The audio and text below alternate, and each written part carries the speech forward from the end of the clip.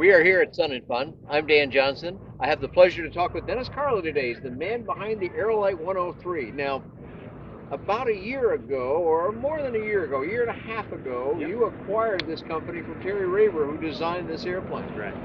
And you were telling me when I pinned you down about some numbers. Well, first let's do a little history. Tell me exactly what you told me about Terry and the previous versions of the Aerolite before Dennis got a hold of it. Yep. Well, Terry designed the plane back in the late 90s, 97 I think it was, and then they started producing them shortly thereafter. He owned that company until about a year and a half ago.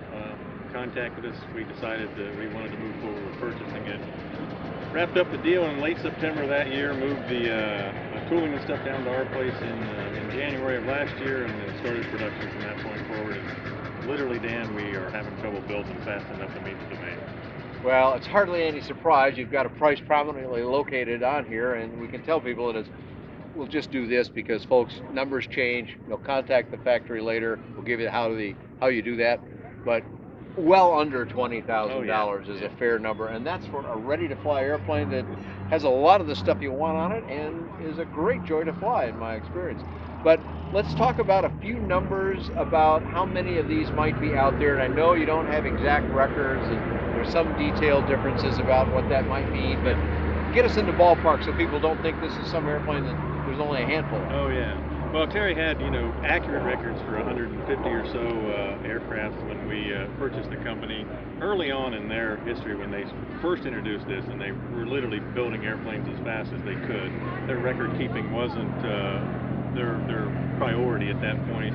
So they estimated somewhere 300 plus of them that were produced over the years. More than 300 Aerolite 103s flying. And it's called that name for a reason. Why is it called that? Because it easily meets the Part 103 requirement for weight, speed, and all the other parameters.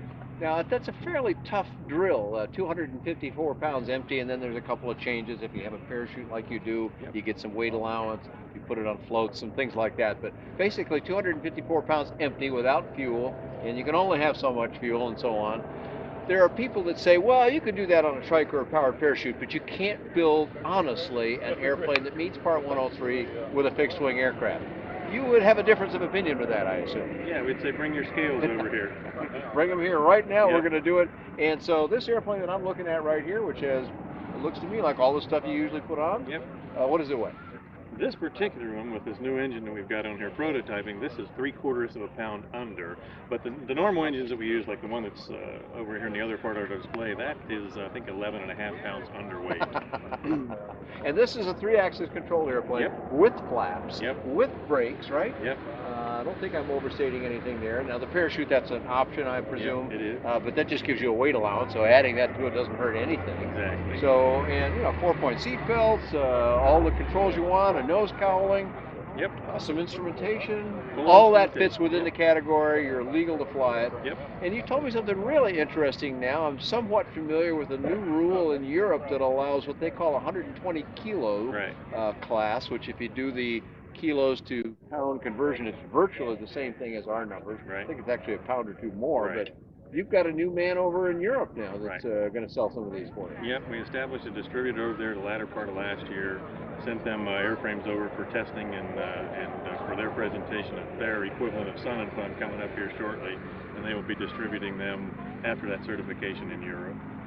So they're going to have to do some actual testing on it. Now, of course, with 300 and some out in the field and your own experience with it and Terry's experience before you, we already know the airplane's going to hold up to the rigors of testing, but I suppose they might have to make a few changes because regulatory officials are never happy with it the way it is.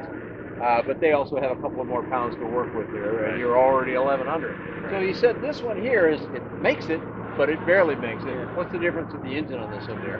This is a prototype engine that we put on here. We've got about 5 hours of flight testing on it. It's a Briggs & Stratton V-twin Vanguard 4-stroke. It's modified slightly, and it puts out, it's rated at 30 horsepower, but it puts out 190 pounds of thrust with a 60-27 propeller. So the normal engine you're using is the Herth F33 or Yep. F30, and that's an engine you've used for a long time on this aircraft, which was worked very, very well for you. Yep. Now you're trying this one, and what do you think the differences are going to be? Well, Besides obviously a little more weight. yeah, well, it's about 19 pounds heavier on the mount. You know, when you're comparing apples to apples to going on the plane. Okay. On the Briggs and Stratton, we're getting 190 pounds of thrust out of a 60-inch prop. To give a comparison, on the F33, which is a two-stroke engine, we get a little more performance out of that, obviously, because it is two-stroke. That gives us 210 pounds of thrust with the same propeller. Well, that's pretty close, though. Industrial engine that they make to use in a variety of different applications, but it's made to run full throttle, All the time. All the time. Never stop kind of thing. Yep. Yeah, I've heard of that application for some of their power plants. Well, that's pretty cool. So now I got to review again. Here's all this stuff on the airplane that I mentioned earlier: brakes, flaps, 3-axis control, nose cowl. But now you got 4-stroke engine as well. Is it an electric start 4-stroke engine? Electric start, yep. And you still are staying within 254 Yeah, pounds. It's close, and we can't put strut fairings on. We can't put some of the bells and whistles that we can put on the other version of it. But you can stay legal. You can have a 4-stroke engine. You can have electric start. You can have the fuel economy that goes along with it. So it's for some people it's a viable option. Sure, I know there's some people that are just I just don't want a 2-stroke. Yep. I know they work well, but just don't want anything to do with it. Is this quieter at all? Oh yeah, and it turns at a lower RPM. It's 4,200 max RPM, so that coupled with Compared to about 6,000 or so. It's a completely different sound. Yeah.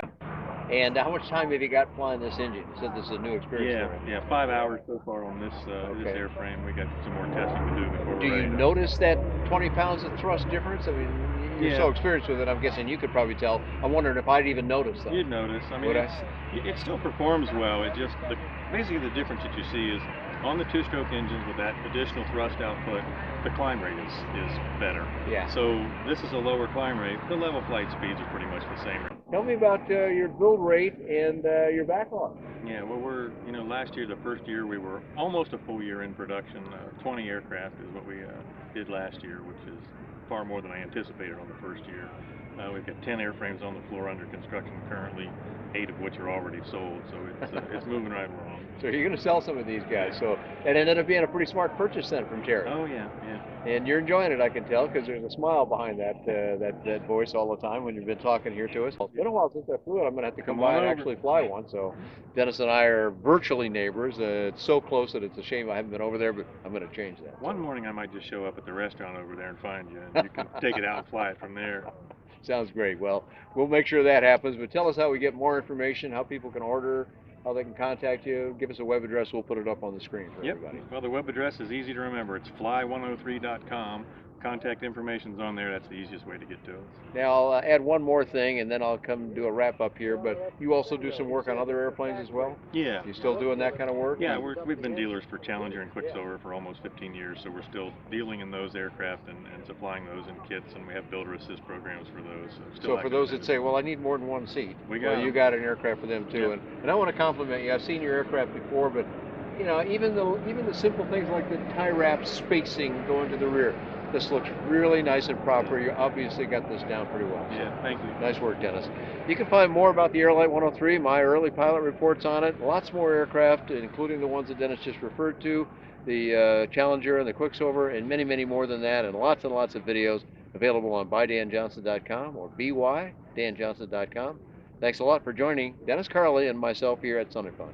The FAA, every time I've had anything to do with them, they've been helpful.